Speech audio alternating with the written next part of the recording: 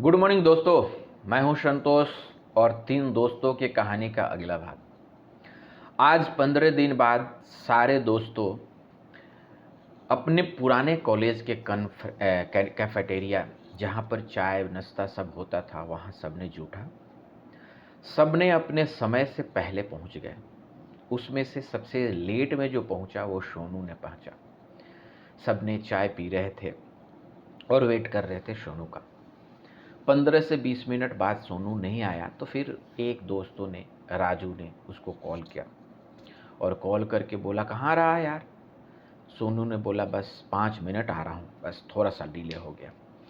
5 minute बाद सोनू भी पहुँच गए और सारे दोस्तों मिलकर एक जगह साइड में, जहाँ पेड़ के नीचे चबूतरा जो होते हैं ना, सीमेंट का, टाइल्स का, उस पर बैठ गए सारे के सारे।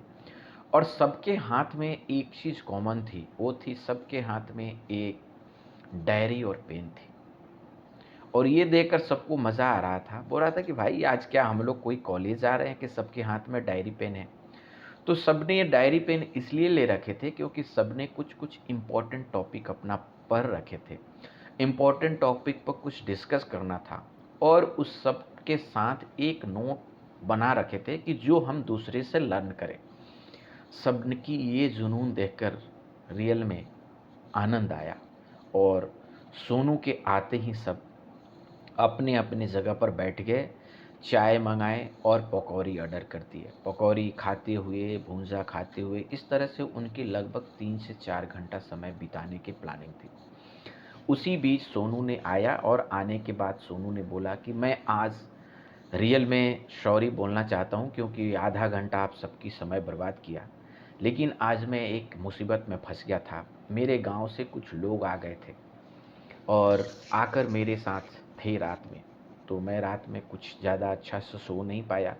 उनकी परेशानी थी, कुछ तबीयत ख़राब था और एक को कुछ पैसा की बहुत ज़्यादा ज़रूरत थी क्योंकि उसको अपना घर के खाना राशन भी 1 महीना का नहीं था। ये सारे चीज़ को मैंने सुबह में रख कर सबको कुछ जो भी हमारे पास बना मैंने दिया और एक को जो इलाज कराना था हॉस्पिटल को मैंने पहुंचा दिया, बता दिया एड्रेस हर चीज़। और मेरे को आने में ये थोड़ा सा डिले हो गया। ये बात सुनकर सबने बोला, कोई दिक्कत नहीं यार, तुमने रियल में एक अच्छे काम कर रहे हो और तुम्हारा काम से हम सब प्राउड फील करते हैं क्योंकि आज की दुनिया में हम सब अपना ही रिक्वायरमेंट पूरा नहीं कर पा रहे हैं तो फिर समाज और गांव की क्या करेंगे? ये चीज़ देखकर सबके अंदर मतलब उसके प्रति एक रिस्पेक्ट भाव आई, सोनू के प्रति। सबका डिस्कशन शुरू हुआ। डिस्कशन शुरू होते ही सबसे पहले जो रोशनी है, जिसने अभी तक जितने भी दोस्तों थे उससे सबसे ज़्यादा experience in the terms of stock trading और इन्वेस्टमेंट में थी, उसने रियली में डेडिकेटेड 1 साल बिताया था इस ट्रेडिंग प्रोफाइल में। और आज के दिन में उसने कुछ बताना शुरू की थी। सब ने बोला कि ठीक है, रोशनी बताएगी, हम सब सुनते हैं, फिर बार बार सबका अपना अपना बारी आएगा बताने का। रोशनी ने शुरू की टॉपिक और वो टॉपिक शुरू करते ही उसने बताया कि दोस्तों, जो मेरा आज छोटा एक्सपीरियंस है, ऐसे मैं स्टॉक मार्केट में 5 सालों से जुड़ा हूँ, लेकिन मैं बहुत छोटा अमाउंट से अपना इन्वेस्टमेंट शुरू किया और शुरू में मैंने इन्वेस्टमेंट ही की क्योंकि हमारे पास नौकरी के बाद समय नहीं बचती थी, हमारे पास पढ़ाई लिखाई भी करना था, कुछ अलग अलग कोर्सेज भी मैं करते रहती थी। तो इसमें उसने क्या की कि एक छोटा सा जो 5,000 की अमाउंट उसने एलोकेट कर दिया कि मेरे को हर महीना 5,000 रुपया इस स्टॉक मार्केट में देना है। और ये स्टॉक मार्केट के शुरू में उसने यही स्टडी की थी कि हमें फाइनेंशियली फंडामेंटली स्ट्रॉन्ग स्टॉक चुनना है। लेकिन ये कहने में तो बहुत आसान है, लेकिन कहाँ से ये स्ट्रॉन्ग स्टॉक चुनेगी? ये उसने बताया कि मैंने पहले फंडामेंटल एनालिसिस का स्टडी किया, फिर टेक्निकल एनालिसिस मैंने सीखा, इसके साथ मैंने कंपनी का स्टॉक के बारे में समझा, फिर मार्केट न्यूज़ मैंने देखा, साथ में मैंने फाइनेंशियल डेटा देखा।